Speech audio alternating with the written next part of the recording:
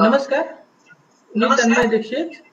आज आपल्याला मार्गदर्शन करण्यासाठी ब्रिगेडियर हेमंत महाजन सर आलेले आहेत. नमस्कार सर. नमस्कार. मी फक्त माझा लाईट बंद आपण आपल्या प्रेक्षकांना मार्गदर्शन करावं. ओके. येस. ओके. धन्यवाद तन्मय. थोडा उशीर झाला, थोडे टेक्नॉलॉजिकल प्रॉब्लेम्स होते. आपण आता देशाच्या सुरक्षेच्या पैलूंविषयी बोलणार आहोत आणि मी ब्रिगेडियर हेमंत महाजन पुन्हा एकदा आपलं स्वागत करतो. याच्या आधी आपण प्रत्येक आठवड्यामध्ये भेटलेलो आहे आणि देशाच्या सुरक्षेचे वेगवेगळे पैलू म्हणजे चीनने लडाखमध्ये काय केलेलं आहे, त्यांच्याविषयी आपण आर्थिक युद्ध कशा प्रकारे लढतो आहे, ते जे दुष्प्रचार किंवा अपप्रचार युद्ध भारताच्या विरुद्ध करतात, ज्याला सायकोलॉजिकल वॉर किंवा मानसिक युद्ध म्हटलं जातं, ते आपण कसं लढतो आहे, पाकिस्तानची मदत घेऊन चीन आपल्याला त्रास देतो, त्यांच्याशी आपण कसं लढतो आहे, चीन आपल्या शेजारी राष्ट्रांमध्ये घुसखोरी करून आपल्याला त्रास द्यायचा प्रयत्न करतो, त्यांच्याशी आपण कसं लढतो आहे. याच्याशिवाय चीन ईशान्य भारतातल्या बंडखोरांना मदत करतो, मध्य भारतातल्या नक्षलवादी किंवा माओवाद्यांना मदत करतो, तर त्यांच्याशी आपण कसं लढतो आहे, या विविध विषयांवरती आपण आतापर्यंत बोलण्याचा प्रयत्न केला आहे. आता या आठवड्यामध्ये मी ज्या विषयावरती बोलणार आहे त्याच्यामध्ये 4-5 मुख्य मुद्दे आहेत. एक तर सध्या काश्मीरमधला जो बंदुकीचा जो दहशतवाद आहे तो कमी झाला आहे. काश्मीरमध्ये डेव्हलपमेंट ही खूप चांगल्या प्रकारे ही होते आहे, परंतु काश्मीरमध्ये सध्या जे वाढतं आहे ते म्हणजे उग्रवादाचं प्रमाण किंवा ज्याला जिहाद असं म्हटलं जातं. तर थोडंसं आपण जिहाद विषयी बोलू. याच्याशिवाय आपले chief of defence staff general Rawat यांनी 2 दिवसापूर्वी चीनला इशारा दिला की जर वाटाघाटी करून जर चीन परत गेला नाही गलवान खोऱ्यामधून तर आमच्याकडे इतर पर्याय सुद्धा अवेलेबल आहेत, ज्यामध्ये लष्कराच्या ताकदीचा वापर सुद्धा केला जाऊ शकतो. अशा प्रकारचा इशारा जनरल रावत यांनी चीनला दिला. याच्याशिवाय जागतिक लेव्हलला अनेक गोष्टी झाल्या ज्याचा आपल्या सुरक्षेशी संबंध येतो. तर हे सगळे जे छोटे असे जे वेगवेगळे मुद्दे आहेत त्यांच्याविषयी आपण बोलू. पहिले आपण थोडंसं जागतिक लेव्हलला काय झालं आहे याच्याविषयी बोलू. श्रीलंकेचे फॉरेन मिनिस्टर यांनी एक स्टेटमेंट इश्यू केलं की ज्या वेळेला आम्ही हंबनतोता हे बंदर चीनला दिलं तर ती आमची एक मोठी चूक होती. यापुढे जे आमचं धोरण राहील ते इंडिया फर्स्ट म्हणजे भारताला पहिले प्राधान्य द्यायचं अशा प्रकारे राहील. ही भारताकरता एक अतिशय आनंदाची बाब आहे, कारण आत्ताच इलेक्शन झाली श्रीलंकेमध्ये. तिथे राजपक्से ब्रदर्स म्हणजे राजपक्से भाऊ हे जिंकून आले आणि आज श्रीलंकेचे प्रेसिडेंट आणि प्राईम मिनिस्टर दोघेही एक सख्खे राजपक्से हे भाऊ आहेत. आणि असं वाटत होतं की हे चीनच्या बाजूने जास्त जातील, कारण हंबनतोता बंदर ज्या वेळेला चीनला 99 वर्षाकरता ऑन लीज देण्यात आलं त्यावेळेला त्यांचा हात होता, परंतु आता ते शहाणे झालेले दिसतात. आता ते म्हणतायत चूक झाली आणि याच्या पुढचं जे आमचं धोरण असेल ते आम्ही अर्थातच भारताच्या बाजूनी करू, अशा प्रकारचं त्यांनी एक विधान केलं आहे. ही एक अर्थातच चांगली गोष्ट आहे. दुसरं एक मोठा करार आपण सही करतो आहोत, तो म्हणजे एक अवॅक नावाचं विमान आपण इस्रायलकडनं विकत घेणार आहोत. अवॅकचा अर्थ होतो early warning aircraft recognition system, म्हणजे जी शत्रूची विमानं आपल्यावरती हल्ला करण्याकरता येतात तर एक रडार असतं जे एका मोठ्या विमानामध्ये आकाशात जातं आणि तिथून ते शत्रूंच्या विमानावरती लक्ष ठेवतं. कारण ज्यावेळेला शत्रूची विमानं आपल्याकडे येतात त्यावेळेला लक्षात यायला पाहिजे की ती इतक्या वेगाने येतात की आपल्याला फक्त 8 ते 15 मिनिटं एवढी वॉर्निंग मिळू शकते की शत्रूचं विमान हे आपल्याकडे हल्ला करायला येणार आहे. तर म्हणून शत्रूंच्या विमानं जशी त्यांच्या विमानतळावरून उड्डाण करतात, तर जर आपल्याला लगेच कळालं तर त्याला आपण योग्य ते प्रत्युत्तर हे देऊ शकतो.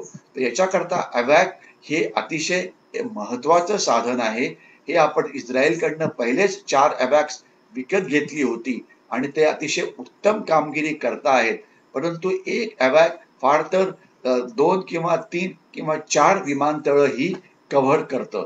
तर जर आपल्याला सगळी पाकिस्तानची विमानतळं कव्हर करायची असतील आणि सगळी चीनची विमानं खास तर तिबेटमधली कव्हर करायची असतील तर आपल्याला अजून जास्त अवॅक्सची गरज आहे. आणि आता सरकारने एक निर्णय घेतलेला आहे की आता आपण ॲडिशनल अवॅक्स ही घेणार आहोत. हे अतिशय कॉस्टली सिस्टीम आहे, परंतु यामुळे आपली युद्ध क्षमता ही खूप चांगली वाढते. कारण आता चीन अजून सुद्धा परत जायला तयार नाहीये. आपण एवढ्या वेळा वाटाघाटी केल्या, एवढं त्यांना सांगितलं, तरी पण त्यांच्यावरती काही फरक पडलेला नाहीये. तर आपण आता वर्स्ट कंटिंजन्सी म्हणजे जर चीननी युद्ध सुरू केलं तर त्याकरता तयार राहायला पाहिजे. त्याकरता अवॅक्स जे आहे ती एक चांगली बातमी आहे. दुसरी एक चांगली बातमी अशी आली की आपल्याकडे एक अतिशय चांगलं क्षेपणास्त्र आहे ज्याचं नाव आहे ब्रह्मोस. खरं ब्रह्मोस विषयी बोलायचं म्हटलं तर हा एक वेगळाच टॉपिक व्हायला पाहिजे, परंतु मी थोडक्यात त्याची माहिती आपल्याला देण्याचा प्रयत्न करतो. ब्रह्मोस हे एक असं मिसाईल आहे, असं क्षेपणास्त्र आहे की ज्याचा पल्ला म्हणजे ज्याची रेंज ही 300 किलोमीटर आहे. हे 250 ते 300 किलोमीटरचं वॉरहेड म्हणजे एक मोठा बॉम्ब या मिसाईलवरती कॅरी करू शकतं. आणि हे अणुबॉम्ब सुद्धा कॅरी करू शकतं आणि कन्व्हेन्शनल बॉम्ब सुद्धा कॅरी करू शकतं. आणि हे हवेच्या वेगापेक्षा आवाजाच्या वेगापेक्षा 3 पटीने जास्त वेगाने जातं. म्हणजे 3 times the speed of sound यापेक्षा ते जास्त वेगाने जातं. आणि हे एक स्टेल्थ म्हणजे अतिशय खालून उडणारं हे एक क्षेपणास्त्र आहे, ज्यामुळे त्यांना शत्रूंनी शोधून काढणं त्यांच्या रडारवरती हे अतिशय डिफिकल्ट आहे. आणि हे जे क्षेपणास्त्र आहे हे आपलेच DRDOचे सायंटिस्ट, DRDOचा अर्थ होतो डिफेन्स रिसर्च डेव्हलपमेंट ऑर्गनायझेशन, आणि जी रशियाची एक कंपनी आहे त्यांनी एकत्रित मिळून केलेलं आहे. आणि हे जगामधलं या क्लासमधलं एक अतिशय सर्वोत्तम असं क्षेपणास्त्र समजलं जातं. आणि ही क्षेपणास्त्र आपल्याला 4 प्रकारे वापरता येतं. म्हणजे एक तर जमिनीवरती हे क्षेपणास्त्र फायर करता येतं. दुसरं जहाजावरून जमिनीवरती ते फायर करता येतं. तिसरं पाण्याच्या खालून म्हणजे सबमरीन मधून किंवा एका पाणबुडीमधून ते फायर करता येतं. आणि आता जे लेटेस्ट वर्जन आलेलं आहे ते म्हणजे जर विमानातून जर ते फायर करायचं असेल तर ते तसं पण करता येतं. तर अतिशय कॉम्पिटंट, अतिशय चांगलं असं क्षेपणास्त्र आहे. आणि ज्याची एक रेजिमेंट आपण अरुणाचल प्रदेशमध्ये तैनात केलेली आहे आणि आता एक आपण लडाखच्या भागामध्ये करणार आहोत. यामुळे चीनी टार्गेट्स, मग चीनी कॅन्टॉनमेंट्स असो की चीनचे ब्रिजेस असो की चीनचे रंगाडे असो की चीनचे ॲम्युनिशन डंप असो की चीनचे अजून कुठले असे मोठे डिफेन्सेस असो, त्याच्या विरुद्ध हे शस्त्र अतिशय चांगल्या पद्धतीने आपल्याला वापरता येईल. तर हे आपण एक मोठं यश असं समजायला पाहिजे. याच्यानंतर पुढची आनंदाची बातमी अशी आहे की आता आपण काश्मीरमध्ये 370 कलम आपण काढलं 5 ऑगस्टला मागच्या वर्षी. म्हणजे या 5 ऑगस्टला त्याला 1 वर्ष पूर्ण झाली. ज्यावेळेला ते कलम काढलं, अनेक तज्ज्ञांनी सांगायचा प्रयत्न केला की याच्यामुळे देशाचं खूपच नुकसान होणार आहे, जगाला राग येणार आहे आणि त्याच्यामुळे पाकिस्तान अणुबॉम्बचा वापर करेल, पाकिस्तान युद्ध करेल, त्यांना चीन मदत करेल, दहशतवाद मोठ्या प्रमाणामध्ये काश्मीर खोऱ्यामध्ये वाढेल, काश्मीरींना हे आवडणार नाही वगैरे वगैरे. म्हणजे डूम्सडे प्रिडिक्शन्स ही करण्यात आली. आता 1 वर्ष पूर्ण झालं आहे. या वर्षामध्ये काय झालं आहे? लडाख म्हणजे जर आपण काश्मीरचे 3 मोठे भाग होते, लडाख, काश्मीर खोरं आणि खालचा भाग ज्याला जम्मू उधमपूरचा भाग हा असा म्हटला जातो. लडाखमध्ये पूर्ण शांतता आहे. जम्मू उधमपूरच्या भागामध्ये सुद्धा कोणी दहशतवादी नाही. जे काश्मीर खोरं आहे त्या खोऱ्याच्या आजूबाजूला जे डोंगर आहेत ज्याला पीर पंजालचे डोंगर म्हटलं जातं किंवा शमशाबारीचे डोंगर म्हटलं जातं, तिथे सुद्धा पूर्ण शांतता आहे. पाकिस्तानचा प्रयत्न दहशतवाद पुनर्जीवित करायचा लडाखमध्ये, जम्मूमध्ये हा पूर्णपणे फेल झालेला आहे आणि काश्मीर खोऱ्यामध्ये सुद्धा त्यांना घुसखोरी करायला फारच कमी चान्सेस मिळत आहेत आणि ऑलमोस्ट आठवड्यातनं 2 किंवा 3 वेळा आपल्याला वर्तमानपत्रामध्ये बातमी येते की 2 दहशतवादी मारले गेले, 3 दहशतवादी मारले गेले. एवढंच नव्हे तर याच्या आधी प्रचंड प्रमाणामध्ये दगडफेक व्हायची, ती आता दगडफेक जवळजवळ बंद झालेली आहे. म्हणजे आता गेल्या वर्षभरामध्ये दगडफेक झालेलीच नाहीये.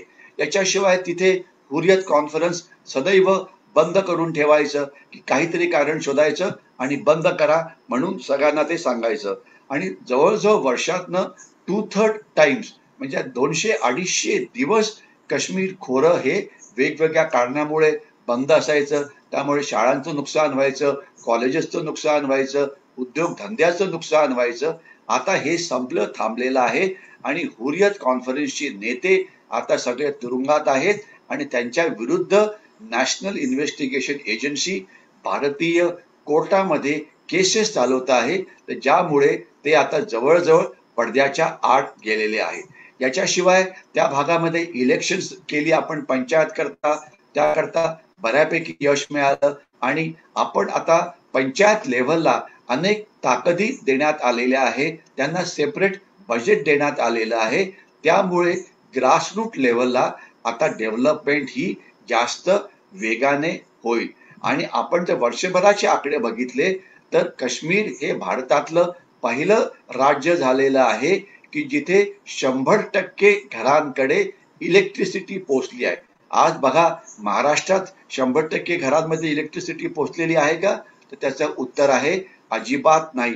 काही खेड्यांमध्ये, काही बस्तींमध्ये इलेक्ट्रिसिटीचा प्रॉब्लेम असतो. काही जे लोक डोंगरावरती राहतात त्यांना इलेक्ट्रिसिटीचा प्रॉब्लेम असतो. अनेक ठिकाणी इलेक्ट्रिसिटीचा प्रॉब्लेम आहे. परंतु जम्मू काश्मीर हे एक डोंगराळ राज्य असून सुद्धा तिथे इलेक्ट्रिसिटी आता 100% घरामध्ये पोहोचलेली आहे. एवढंच नव्हे तर जवळजवळ 70% जम्मू काश्मीरच्या लोकांना घरामध्ये नळाचं पाणी मिळतं आहे. आणि आता जे सरकारी अनुदानं मिळायची, सरकार काश्मीरच्या लोकांना वेगवेगळ्या प्रकारच्या सबसिडीज देतं, वेगवेगळ्या प्रकारची मदत करतं. पहिले हा सगळा पैसा भ्रष्टाचारामध्ये वाया जायचा, तो आता डायरेक्टली या लोकांच्या खात्यामध्ये पोहोचतो आहे. त्यामुळे त्यांना अतिशय फायदा होतो आहे. तर दहशतवाद थांबला आहे, दगडफेक थांबली आहे.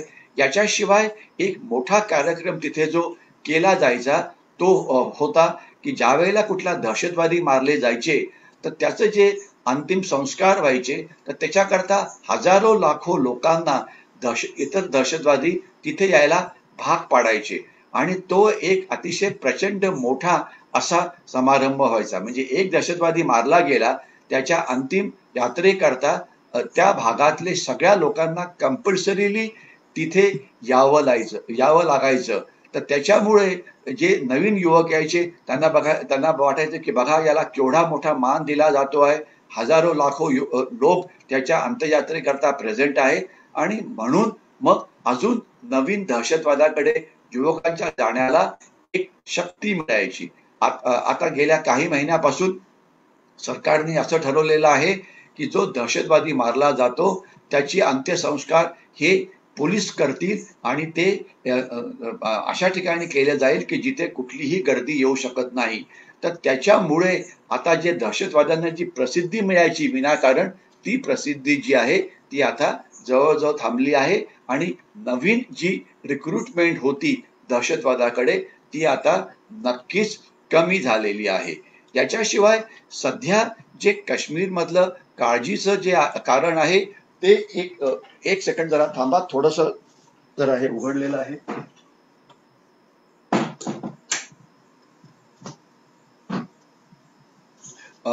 रुकावट केली, खेद आहे, दरवाजा उघडला त्याच्यामुळे मला उठून ते पुन्हा बंद करावा लागला. तर या काश्मीरमध्ये आता जर आपण आजची परिस्थिती बघितली तर असं दिसतं आपल्याला की एक 150 ते 200 दहशतवादी आज काश्मीर खोऱ्यामध्ये कार्यरत आहे आणि 90% जे आहेत ते अर्थात लोकल आहेत आणि 10% पाकिस्तानी किंवा अफगाणी किंवा बाहेरचे दहशतवादी आहेत. त्यांना आता नवीन जे दहशतवादी जेवढ्या प्रमाणामध्ये मिळायला पाहिजे तेवढ्या प्रमाणामध्ये मिळत नाही. परंतु सध्या जो प्रॉब्लेम तिकडे जास्त वेगाने पसरतो आहे तो म्हणजे उग्रवाद किंवा ज्याला इंग्लिशमध्ये म्हणायचं रॅडिकलायझेशन. सध्या याला आपण एका साध्या भाषेमध्ये ई जिहाद असं म्हणू शकतो.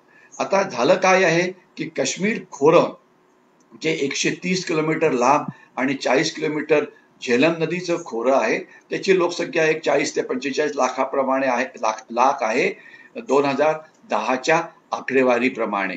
आणि इथले लोक हे बऱ्यापैकी श्रीमंत आहे. मी सगळेजण हे मिडल क्लास आहेत. तिथे गरीब नावाची काही वस्तू शिल्लकच नाही. सगळ्यांकडे जे पाहिजे ते सगळं आहे. तर सरकारने याच्या आधी एक मोठा प्लॅन केला होता की जर आपण यांना शिक्षण दिलं तर याच्यामुळे हे देशभक्त बनतील, चांगले नागरिक बनतील आणि भारताच्या मेन स्ट्रीम मध्ये ते सामील होतील. परंतु नुसतं शिक्षण देऊन, नुसतं डिग्री देऊन माणूस देशभक्त बनू शकत नसतो. त्याच्यावरती संस्काराची गरज असते. आता इथले युवक जे आहेत जवळजवळ 70 ते 80% युवकांना कॉलेजमध्ये 100% स्कॉलरशिप मिळते. आपण जर हे प्रमाण जर महाराष्ट्रामध्ये बघितलं तर माझ्या माहितीप्रमाणे आपली जी मुलं कॉलेजमध्ये जातात महाराष्ट्रातली त्याच्यातल्या फार तर 5-10% मुलांना कुठल्या तरी वेगवेगळ्या प्रकारची स्कॉलरशिप मिळते. म्हणजे 90% मुलं हे स्वतःचा पैसा खर्च करून कॉलेजचं शिक्षण हे घेतात. परंतु काश्मीरमध्ये तसं नाही. 70 ते 80% मुलांना फ्री कॉलेजचं एज्युकेशन दिलं जातं. उद्देश खूप चांगला होता, शिक्षण मिळावं ज्याच्यामुळे ते एक चांगले नागरिक बनतील. परंतु तसं काही नाही. या सगळ्यांकडे लॅपटॉप आहे, सगळ्यांकडे मोबाईल आहेत आणि आता यांच्या मनामध्ये विष पेरण्याचं काम हे पाकिस्तानची गुप्तहेर संस्था ISI आणि त्यांचे भारतामधले सपोर्टर्स हे करता आहेत. याच्यामध्ये सतत एक दुष्प्रचार सुरू असतो, अपप्रचार सुरू असतो की काश्मीरवरती मोठा अन्याय होतो आहे, भारतीय सैन्य तिथे अत्याचार करत आहे, तुम्हाला पाकिस्तानमध्ये गेला तर तुम्हाला स्वर्गात जाता येईल. म्हणजे इतका दुष्प्रचार केला जातो की काश्मीर खरं म्हटलं तर एक सुफी सोसायटी होती. सुफी सोसायटीचा अर्थ असा असतो की तिथे राहणारे हिंदू आणि मुस्लिम एका कॉमन दर्ग्यावरती प्रार्थनेकरता जायचे. परंतु तिथे आता उग्रवाद एवढा पसरलेला आहे आणि तो पसरण्याकरता वापर केला जातो या सगळ्या सोशल मीडियाचा.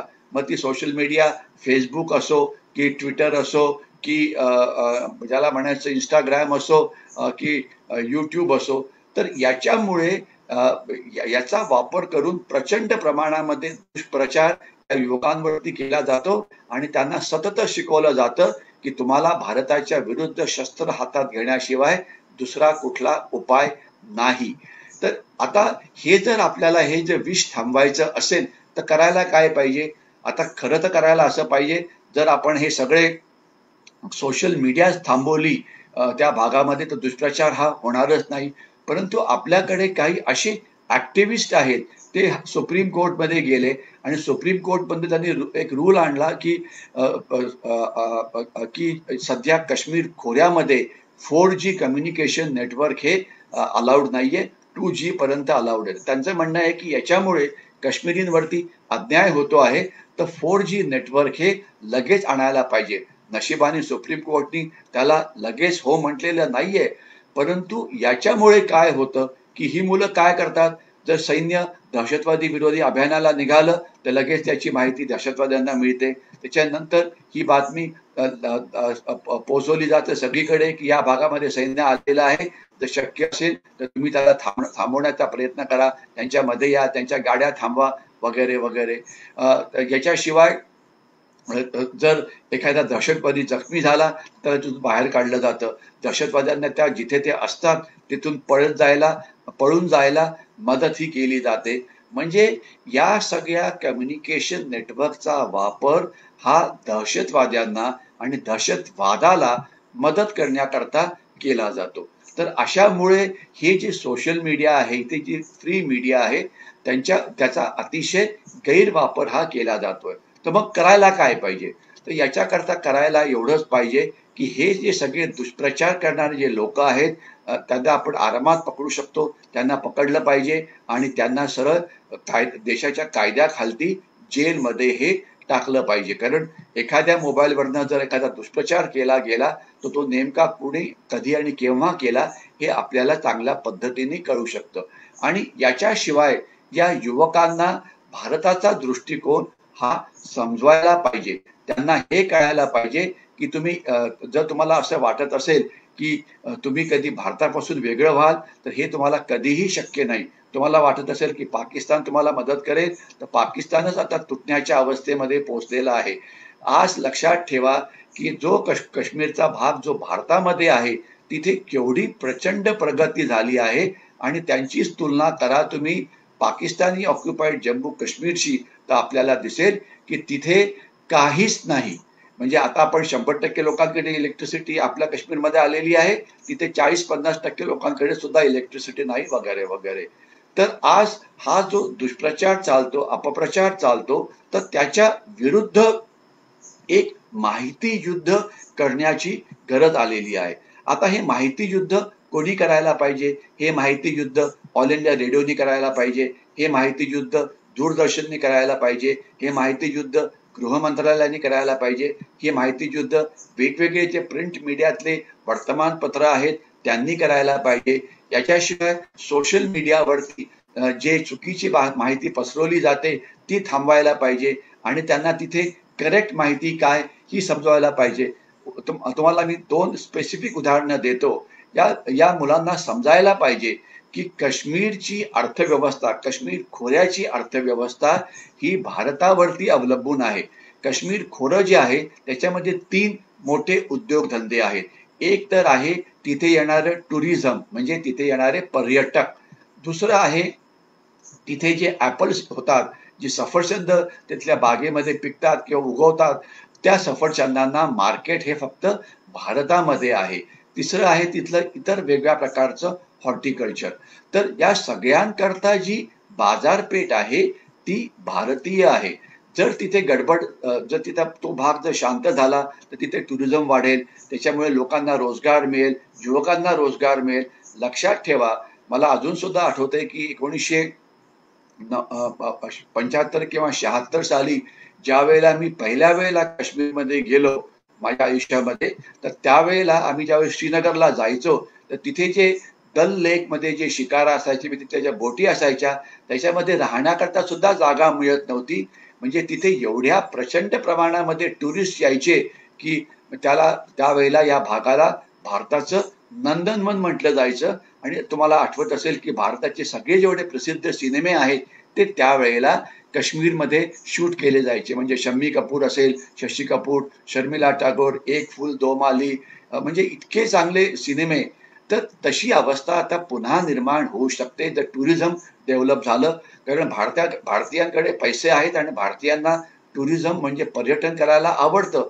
तर ते जर सुरू झालं तर रोजगार निर्मिती ही खूप चांगली होईल. दुसरं, ॲपल्स. भारत एक प्रचंड मोठी व्यापारपेठ आहे. तर या ॲपल्सना जो रेट मुंबई पुण्यामध्ये मिळतो त्याच्या अर्धा रेट सुद्धा त्यांना जम्मू किंवा श्रीनगरमध्ये मिळत नाही. तर म्हणून जास्तीत जास्त वेगाने ते पुढे भारतामध्ये बाकीच्या भारतामध्ये ते पोचायला पाहिजे. आणि त्याच्याकरता तिथे एक रस्ते बांधणी अतिशय वेगाने सुरू आहे. आणि ती रस्ते जर सगळे ठीक झाले तर काश्मीरमधलं जे दळणवळणाचं साधन आहे ते खूपच चांगलं होईल. वेळेअभावी मी फक्त 2 दळणवळणाच्या साधनांविषयी बोलतो. एक तर आपण काश्मीर खोऱ्याला रेल्वे लाईननी जोडण्याचा प्रयत्न करतो आहे आणि असं म्हटलं जातं की पुढच्या 2 वर्षामध्ये बियास नदीवरती जो पूल आहे तो बांधून तयार होईल, ज्यामुळे आपण पुण्या किंवा मुंबईमधून डायरेक्टली रेल्वेमध्ये बसून आपण श्रीनगर खोऱ्यामध्ये रेल्वेनी पोहोचू शकू. 2 वर्षामध्ये हा पूल निर्माण होईल अशी शक्यता आहे. दुसरं, तिथे जे डोंगर आहे, जिथे बर्फ पडतो त्यावेळेस रस्ते जे बंद होतात, तर तिथे अनेक ठिकाणी आपण खालती बोगदे तयार करायचा प्रयत्न करत आहोत. उदाहरणार्थ कारगिलचा रस्ता जो श्रीनगरवरून निघतो हा 6 महिने बर्फामुळे बंद असतो. परंतु याच्या पुढे असं होणार आहे की नितीन गडकरी जे आहेत ते झोजिला खिंडीच्या खालती एक मोठा बोगदा हा निर्माण करणार आहेत. तर म्हणजे अक्षरशः तिथे रस्त्यांच्या निर्मितीमध्ये क्रांती होते आहे, ज्याच्यामुळे दळणवळणाची साधनं ही चांगली होतील, ज्यामुळे जे काश्मीरमध्ये पिकतं ते बाकीच्या भारतामध्ये जायला ही मदत मिळेल. तर म्हणजे 370 कलम काढल्यानंतर गेल्या वर्षभरामध्ये काश्मीरमध्ये बऱ्यापैकी प्रगती झालेली आहे. फक्त एक जो प्रॉब्लेम समोर येण्याची शक्यता आहे ती म्हणजे अशी की ऑक्टोबरमध्ये अमेरिकेमध्ये इलेक्शन्स होणार आहेत आणि अमेरिकेचे प्रेसिडेंट डोनाल्ड ट्रम्प यांनी त्यांच्या जनतेला एक आश्वासन दिलं आहे की जे अमेरिकन सैन्य अफगाणिस्तानमध्ये आहे ते त्यांना परत आणतील. तर जर अमेरिकन सैन्य जर अफगाणिस्तानमधून जर परत गेलं तर मात्र तिथे जे हजारो लाखो तालिबानी सध्या जे अमेरिकेच्या विरुद्ध लढतायत किंवा वेस्टर्न कंट्रीजच्या विरुद्ध लढतायत ते त्यांचं तिथे राज्य येईल, त्यांचं तिथे सरकार बनेल आणि मग त्यांना काहीच काम उरणार नाही आणि या तालिबान्यांना लढण्याशिवाय दुसरं काहीच माहिती नाही. तर म्हणून एक भीती काही तज्ज्ञ व्यक्त करतात की हे तालिबानी नंतर पाकिस्तान त्यांना भारताच्या काश्मीरमध्ये घुसवण्याचा प्रयत्न करेल. तर अर्थात त्याच्याकरता आपण तयार राहायला पाहिजे. परंतु लक्षात ठेवा अफगाणिस्तान हे 3 महाशक्तींचं स्मशानभूमी बनलेलं होतं. 19व्या शतकामध्ये ग्रेट ब्रिटन जी एकुलती एक महाशक्ती होती ती अफगाणिस्तानमध्ये 4 युद्ध त्यांनी लढलं आणि ते हरले. मग 1980 ते 90च्या दशकामध्ये USSR म्हणजे युनायटेड सोव्हिएट सोशलिस्ट रिपब्लिक या एका प्रचंड मोठ्या महाशक्तीचा तिथे पराभव झाला आणि सध्या जगातली एकुलती एक महाशक्ती अमेरिका यांचा सुद्धा तिथे जवळजवळ पराभव झालेला आहे. त्यांना तालिबानला हरवता आलेलं नाहीये आणि ते केवळ आपले सैनिकांचे प्राण वाचवण्याकरता तिकडनं परत जात आहेत. परंतु हेच दहशतवादी गेले 10-15 वर्ष वेगवेगळ्या प्रकारे भारतामध्ये काश्मीरमध्ये घुसण्याचा प्रयत्न करतायत आणि आपण त्यांचं कंबरड हे जवळजवळ मोडलं आहे. परंतु येणाऱ्या दिवसामध्ये आपल्याला जास्त काळजी ही घ्यावी लागेल, कारण जर तिथे तालिबानी आले तर व्हायलन्स जो आहे हा नक्की वाढू शकतो. 2 बाबींविषयी मी सांगण्याचा प्रयत्न करीन. एक तर आता पेपरमध्ये बातमी आली होती की आपलं एक मोठा कारखाना आहे, त्याचं नाव आहे स्टरलाइट कॉपर कारखाना आहे आणि त्याचे अनिल अग्रवाल हे त्याचे मुख्य होते. त्यांनी कोर्टामध्ये एक स्टेटमेंट दिलं की त्यांच्या कारखान्यामध्ये मोठा बंद सुरू झाला. त्यांच्या कामगारांनी मोठा बंद पुकारला आणि त्यांचा कारखाना जो भारतातला सर्वात मोठा अल्युमिनियम बनवणारा कारखाना होता तो बंद पाडला. तो काही ऍक्टिव्हिस्टनी बंद पाडला ज्यांना चीननी मदत केली होती. त्यांचा उद्देश सरळ होता की ही कंपनी जर बंद पडली तर अर्थात आता सध्या जे आपल्याला कॉपर आणि अल्युमिनियम जे मिळतं आहे ते चीनकडून मिळतं आहे. म्हणजे बघा की चीननी आपल्या कारखानदारांमध्ये कशी घुसखोरी केली, ऍक्टिव्हिस्टचा कसा वापर केला, आपले कारखाने कसे बंद पाडले आणि नंतर प्रगती कोणाची झाली तर चीनची झाली. तर या ऍक्टिव्हिस्टना शिक्षा ही मिळायलाच पाहिजे ज्यांनी भारताचे कारखाने बंद पाडले आणि ज्याच्यामुळे नंतर चीनकडनं आपण या वस्तूंची आयात ही करायला लागलो. दुसरं एक महत्वाचा मुद्दा असा की डोकलामच्या वेळेला चीननी प्रयत्न केला होता सिलिगुडी कॉरिडॉरच्या वरती येण्याचा, कारण सिलिगुडी कॉरिडॉर किंवा चिकन स्नेक असा एक महत्वाचा भाग आहे जो ईशान्य भारताला बाकीच्या भारताशी जोडतो. पण आपण चीनला तिथून हाकलून लावलं. तर आता चीन मागच्या दाराने येऊन बांगलादेशमध्ये जो बांगलादेशचा भाग आहे जो आपल्या सिलिगुडी कॉरिडॉरच्या जवळ आहे तिथे एक तीस्ता नावाची नदी वाहते. त्या नदीवर ते वेगवेगळे डेव्हलपमेंटल प्रोजेक्ट तयार करण्याचा प्रयत्न करत आहेत. अशामुळे ते आपल्या सिलिगुडी कॉरिडॉर पासून अतिशय जवळ राहतील. मला वाटतं आपल्याला बांगलादेशला सरळ एक मेसेज द्यावा लागेल की अशा प्रकारे तुम्ही चीनला आमच्या सिलिगुडी कॉरिडॉरच्या जवळ येऊ देऊ नका. हे आम्ही याला भारताच्या विरोधातलं कृत्य मानू. कारण जर तसं झालं तर नक्कीच आपल्या सुरक्षेला हा धोका निर्माण होऊ शकतो. अजून मी 2 मिनिटं बोलणार आहे आणि मी नंतर थांबीन. 2 अजून महत्वाचे मुद्दे म्हणजे अमेरिकेची एअरक्राफ्ट कॅरियर्स आता साऊथ चायना समुद्रात पोहोचलेली आहे. अमेरिकेची लढाऊ विमानं खास तर B-2 स्टेल्थ बॉम्बर्स ही पोहोचलेली आहे डिगो गार्शियाला. त्यामुळे जर तैवानच्या वरती चीननी हल्ला करण्याचा प्रयत्न केला तर त्यामुळे त्यांचं प्रचंड मोठं नुकसान होऊ शकतं, हे आपल्याला कळायला पाहिजे. तर म्हणून आता त्याच्यामुळे चीनला राग आलेला आहे आणि असं म्हटलं जातं की चीन आणि अमेरिकेमध्ये जे टेन्शन आहे ते वाढणार आहे.